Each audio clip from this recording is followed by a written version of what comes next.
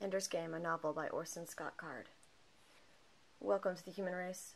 Nobody controls his own life, Ender. The best you can do is choose to fill the roles given to you by good people, by people who love you. Ender's Game is, at its core, a tragic bildungsroman. It weaves the tale of a young boy and his two polar opposite siblings and his transition from childhood to maturity. Though it's a science fiction novel, Ender's Game is much more than space and aliens. Who is Ender? Ender is our protagonist, and in order to understand the book, you must know Ender. Here is Ender. Ender is a boy. A third, a child born to a family who was only supposed to have 2 children. A brother, 2 older siblings, Valentine and Peter. A leader in battle, a soldier.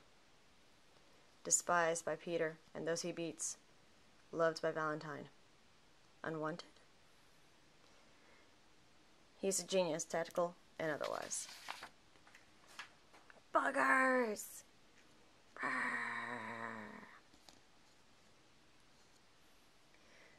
Humanity's been at war with the buggers, an alien race, for almost a century. Children are monitored and selected to train at the battle school where they will one day take part in the war between humans and buggers. After his elder siblings, Valentine and Peter, fail to make the cut, Ender is taken from his family and forced into battle school at age 6, where he outwits every enemy he encounters except for his own insecurities. 6 at the beginning of the novel, age 12 at the climax.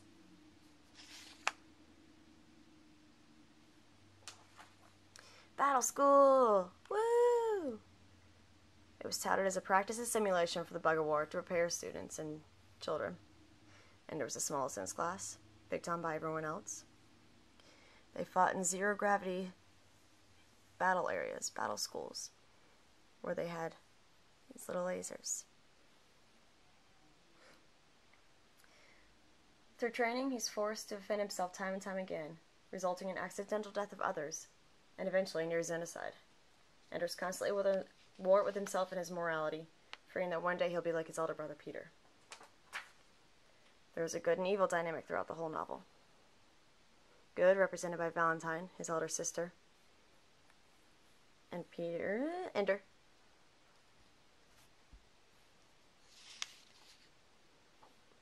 And evil, represented by Peter, and adults. Peter is a merciless, yet brilliant boy, and he brutally picked on Ender and his sister Valentine when they were younger. Valentine is Ender's guardian angel and conscience. She loves him with all the purity in the world and is what keeps him going when he thinks he can no longer handle what's happening.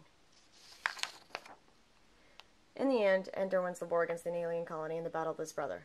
Valentine and Peter, on the other hand, wage a political war in the meantime, as Locke and Desmond's on the internet. This resulted in Peter becoming the hegemon for Earth and uniting the politics in a front that no one else could. What does it all mean? Ender rises up to the challenges, destroys his foes, but at what cost? He loses his identity, loses his childhood, and he kills many people. Peter controls the world, not necessarily a good thing. Ender almost commits genocide, but he does eventually tell the bugger story and become known as the speaker for the dead. The final lesson, Ender comes to learn courtesy of the queen of the alien race he thought he'd destroyed. He becomes a speaker for the dead, a eulogist, called on by others to share the stories and wishes of those who have passed on. Internal and external conflicts. Peter versus Ender.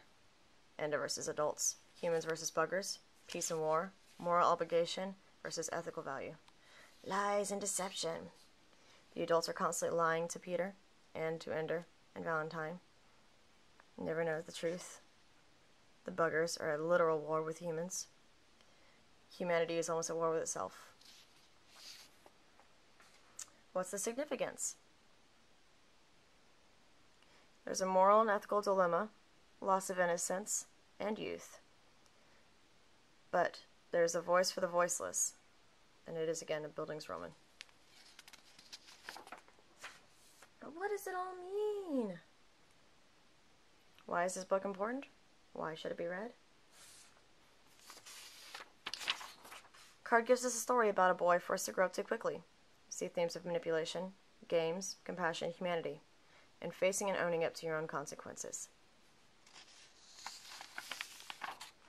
Similarly, there is the hero story, Tales of Disillusionment, Huck Finn, same thing, coming of age, anti-transcendentalist notes, Ender is only a small piece of the larger means, and possibly following Edgar Allan Poe, who might have been the father of the supernatural, or sci-fi and fantasy. It was also on NPR's Top 100 Sci-Fi Books at spot number 3. Influence, or why should I care? It's used by the military today for strategy and mindset purposes. It's recommended reading for the U.S. Army and Marines. It's influenced pop culture heavily. Webcomics, graphic novels, a movie due out in 2013, and other authors.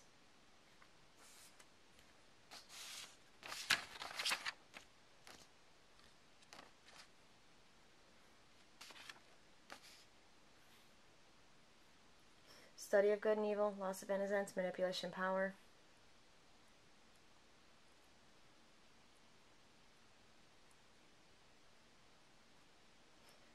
One of the best quotes, there's two that are huge. The first one is, "In the moment when I truly understand my enemy, understand him well enough to defeat him, in that moment I also love him. I think it's impossible to really understand somebody, what they want and what they believe, and not love them in the way they love themselves."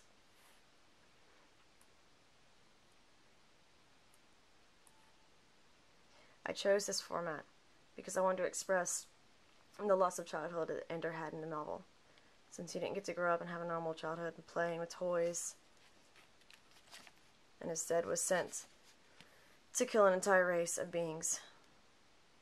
Thank you for watching.